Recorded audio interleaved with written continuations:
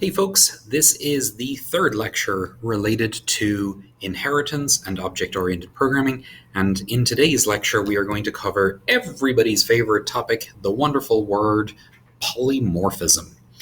Why is this a wonderful word? And why is it a wonderful world? I don't know. Why is it a wonderful word? Well, because this is probably the number one question that you are going to always get about object-oriented programming. And when I say you're going to get it on quizzes, you're going to get it on tests. It's going to come up many, many times in this class, many times in your future classes throughout your career here, and on every single interview that you go to where you are working at an object-oriented company, they are going to ask you about polymorphism. Guaranteed. Why? Because it's a really goofy concept that has a really cool use that is important for you to understand, but it's not very obvious. I will tell you, this is something where you're going to want to take your brain out, turn it around, and pop it back into your head for this to make sense. Because this is an odd concept, especially up until now, everything that you've coded has kind of made sense. Either you typed it in and it worked, or it didn't work. This is a case where there's kind of a weird middle ground. So without further ado, let's talk about it. So first off, we have the terminology. What does the word polymorphism mean? Well, the word poly means many, and the word morph means forms, so it is being able to take more than one form. If you're familiar with some TV sci-fi shows or some movies, you may have an idea in your head of a shapeshifter. Deep Space Nine, Odo, if you liked that show, or there's many examples of this in sci-fi. So it's a person who can become different things or different people or different objects at different times. There's one Odo, but at any moment in time, he can shift from being a person to being a dog to being a wolf to being something else. And that's exactly what's happening with polymorphism. You're starting off with an object that is one thing, and then you're tweaking it and suddenly making it into something else. And that's a really weird concept, but it does have practical applications. So we're going to do a little bit of a review of inheritance and overriding. We're going to talk about dynamic binding and late binding. And as I say, this is going to be on every interview you ever have. You probably want to bookmark this video because 2.5 years from now, when you're about to go into an interview, I would highly recommend you rewatch this video. All right, so in order for us to talk about this, you really have to understand inheritance, which is what we covered in the last 2 videos. Inheritance is the idea that any object may inherit some attributes and some methods from a parent. This allows you to write information in a parent and then not rewrite it again in each of the children. Overriding is where you put it in the parent, but for some reason, one or more of your children will have to have an override for it because they behave slightly differently. The circumference of every shape in the world is calculated by adding all of the sides together until you get to a circle. And then all of a sudden the circumference is 2 pi r. And that's really annoying. So for every method in the world, if you had an object called shapes, you would have a method called circumference, and it simply adds up all of the sides and returns the answer. And that'll be right for a square, a rectangle, a triangle, a hexagon, a pentagon, blah, blah, blah, blah, blah, blah. But it's not right for a circle. So in a circle, you're going to override the circumference method, and you're going to specify how it's calculated for a circle. So hopefully you remember inheritance and overriding. If you're not clear on inheritance and overriding, pause this video, go watch them again, because this one's really not going to make sense if you didn't understand them. All right, so how does this work? In the last lecture, we talked about inheritance. And what we said was that any method or any class can have child classes. Yeah, I said any method to start with, and let me scratch that. Any class can have child classes that inherit all of its attribute from it. So let's take an example. We did mammal in the last example, and we're going to stick with mammal. So mammal has 2 methods, eat and toString. And if we printed out the output of the eat method, what we would say is that mammal eats food. The eat method, we might need to override it for a dog. So toString, maybe we don't need to override it, maybe we just have it. But in this case, dogs eat slightly differently from the generic mammal. The generic mammal eats food, whatever that means, whereas the dog eats a bone, and a cow eats grass. So the methods for eat in cow and dog would each need to be overridden from the method in mammal. Once we have done that, and this is not because of the override, this is because of polymorphism. If I start off and I say mammal M equals new mammal, first off, that's weird. In the previous lecture, I mentioned the idea of an abstract class. And again, we haven't got there yet. That's going to be in the next set of videos. But an abstract class means you're defining methods and attributes about something that doesn't really exist in the world. Happiness would be a class that you can't instantiate. You can't just magically make happiness. A mammal really doesn't exist in the world. Instances of mammals would be dogs or horses or bears or tigers, oh my, but they're not just mammal. So you need to have subclasses of mammal. But for this example, I'm just going to instantiate a mammal. So I have made a variable m, which is of type mammal, and I have assigned it a new mammal. So that method, eat and toString, are now available inside of m because it's of type mammal. Then I'm going to do something completely weird, and this is where polymorphism happens. I'm going to say M gets new dog. Ruh-roh, as Scooby would say. All right, so what happened here is the mammal suddenly became a dog. And you might say, okay, what just happened? What happened to the mammal? Well, because I said new dog, at that moment, the original details of the mammal are thrown away, and I now have a dog. Whatever attributes, whatever methods the dog might have had are now there. But here's the kicker and the most important part of polymorphism. The dog is not of type dog, it's of type mammal. Because I didn't change the type. When you make a class, when you instantiate a class and you make an object, you specify the type of the variable and you then do new on it. And in every example up until today, we have always said dog D gets new dog. Cat C gets new cat. This is an example where I have effectively said mammal M gets new dog. And we've never talked about this before because it's not something you can normally do. I can't just say mammal M gets new car. That's not valid. Why? Because car is not a subchild or a subclass of mammal. Dog, in this example, is a mammal.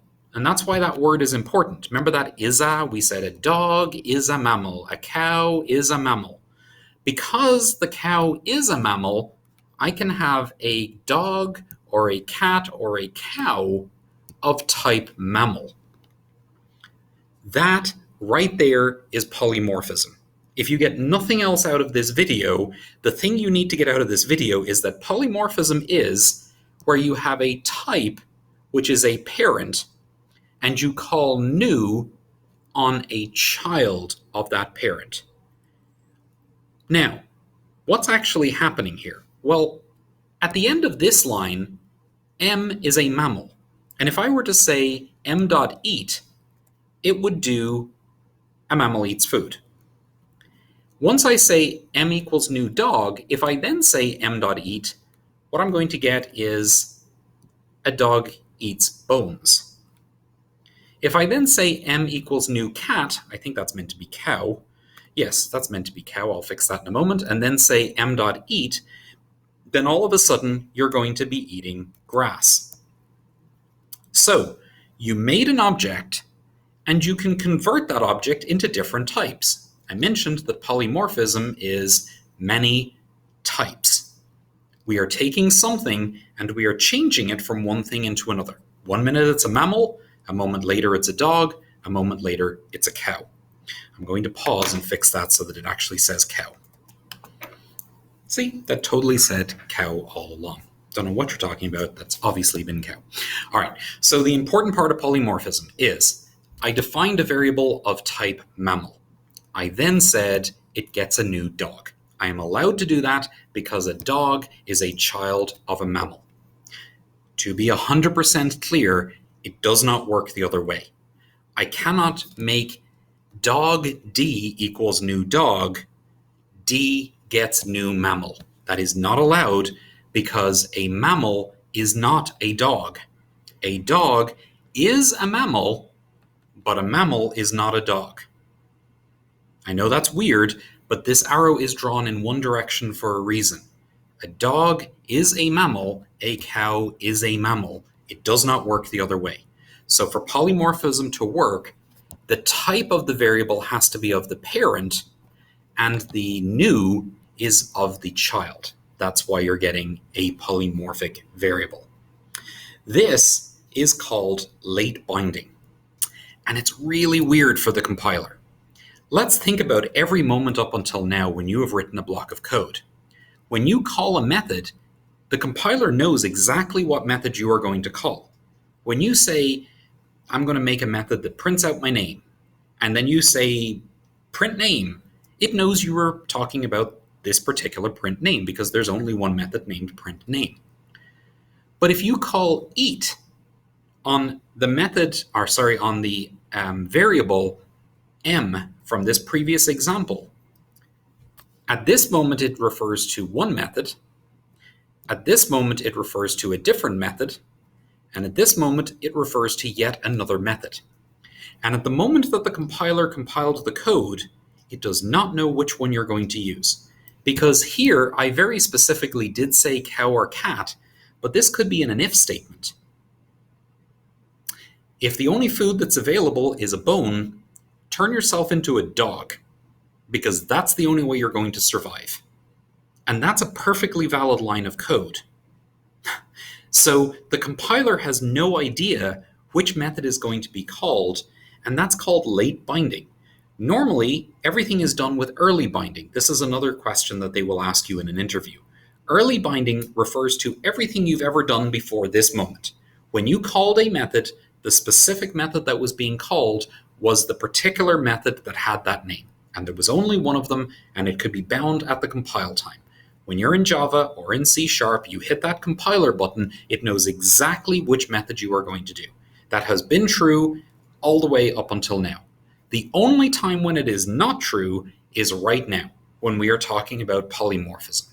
Once you introduce polymorphism, it does not know which method you are going to call, so it has to figure that out in runtime, not in compile time. When you're done with that compile, it still does not know which method is going to happen. It figures it out as the code is running. And that's really weird. That's called late binding. But it gives you a cool feature, which is that you can decide in the code what you want it to do at that moment. So let's take an example. This one's for the game design folks, but it works for everybody. So you have a video game, and we're going to have 3 different kinds of enemies, and we're going to have a player. The enemies have some kinds of projectiles, they're going to have some number of hit points and health that we're going to have to keep track of. There's going to be artificial intelligence, which decides where they're going to move, and blah, blah, blah, blah, blah. So there's all this stuff that's going on. But the key part of this, and we're just going to focus for now on the enemies, is that the enemies have to know where they are on the board, the board being the playing area. They have to know where they are, and they're going to move constantly, right? Enemies don't generally just stand there. So you're going to redraw the screen over and over again, 30, 100 times a second, whatever the number is. And during each one of those refreshes of the screen, everybody on there may move. All the enemies may move, the player may move, some of the objects may move, depending on what's going on at that exact moment. An explosion can knock over a box, whatever. So all of the enemies that exist out there have to know how to move. The players also have to know how to move. They also need to understand their hit points, right? So if you're a player and something shoots at you, you lose health or you lose hit points. If you're a bad guy, somebody shoots at you, you're going to lose health. So keeping track of that is something, a health would be an attribute that's in each of the people, whether they're good guys or bad guys, and as you are being hit, you're going to have to decrease that health value. So let's take a look at our imaginary game. In our imaginary game, we have a parent called enemy. The enemy knows its location, it knows its health, and it knows where the player currently is. We have a move, an update, and a draw yourself. All right, so let's talk about each of those for a moment. Move. If the AI says that this particular bad guy is supposed to move to the left, then it's going to adjust the XY coordinates of where that enemy is. Update AI may be because you have to specify from the AI where you're going, right? There may be other things that may happen. You may have just gotten hit. You may have something fall on your head. You may have exploded. You may have timed out. You may need to respawn. There's all these things that could happen that the AI might tell you. So update AI is something that you call in order to figure out what else you're supposed to be doing. And then draw yourself. Draw yourself means literally figuring out where all the pixels are supposed to be based on where you are in the game. So every enemy is going to need to know how to do those three things. And in this game, we're going to have three enemies. We're going to have zombies, we're going to have kittens, and Cthulhu. Chahua. Yeah, this happened last time that I was recording this lecture as well. I did not know that that is Chihuahua for some reason. So yes, you have kittens, you have zombies, and you have Chihuahuas. I'm like, Cthulhu? That's not Cthulhu. Why am I reading that? I don't know why, but my brain cannot pronounce that. Anyway, moving on. Okay, so each of your bad guys, your zombies, your Chihuahuas, and your kittens, each have a method to move, a method to update, and a method to draw. Where did they get them? Well, they got them from their parent. But they may need different versions of them. So the zombie move may be more of a staggering off to the side, whereas the Chihuahua, of course, is annoying and goes yip, yip, yip, yip, yip, and the kitten does the kitten thing. So their move methods may all end up being different because the way that they move may be different. The way this UML diagram is drawn, according to this, each one of these overrode its parent's version. That's what it means to have it called out. You don't normally recall back out something that you inherited. If you are calling it out, it's because you overrode it. Note none of the attributes are being recalled out, only the methods. So we inherited these three, none of those were changed, but we are overriding all three of the methods.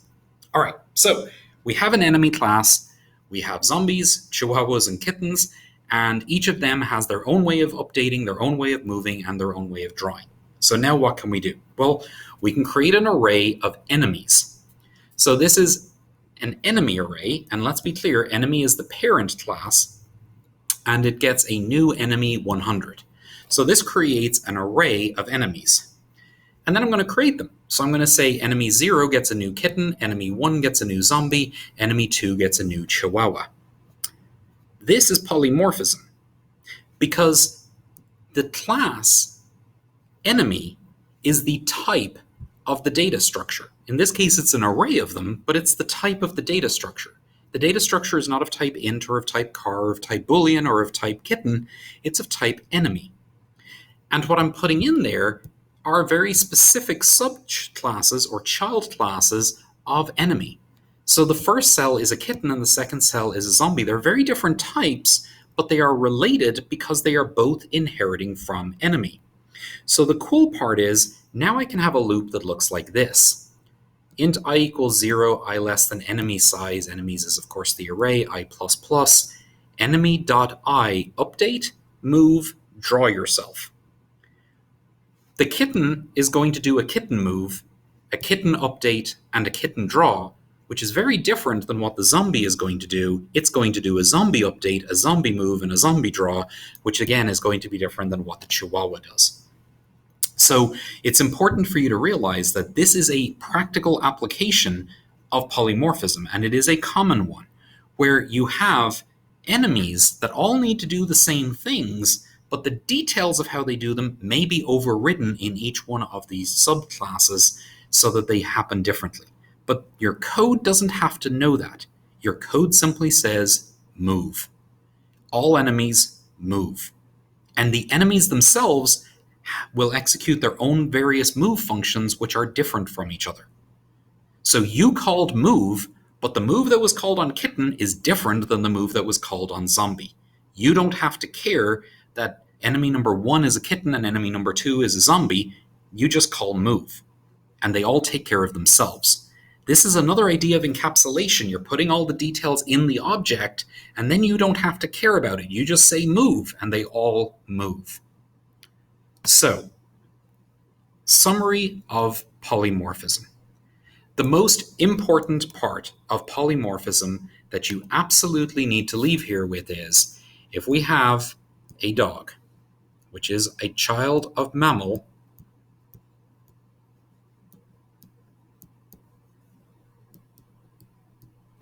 and I say mammal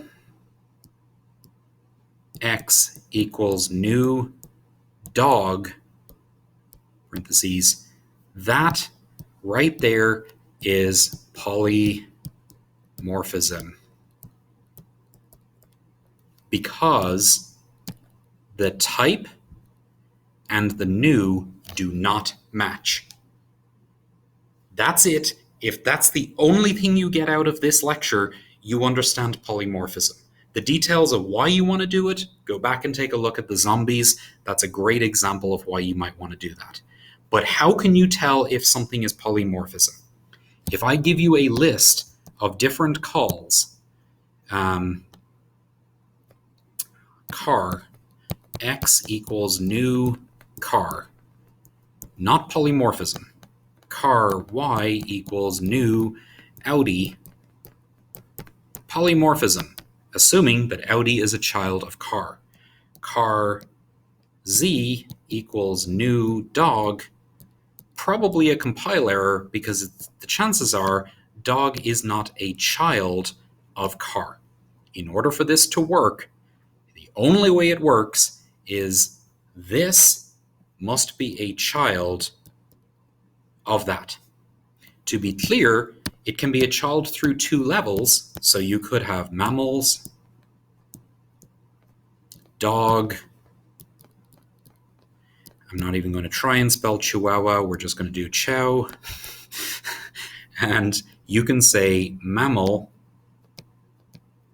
X equals new dog, that's valid.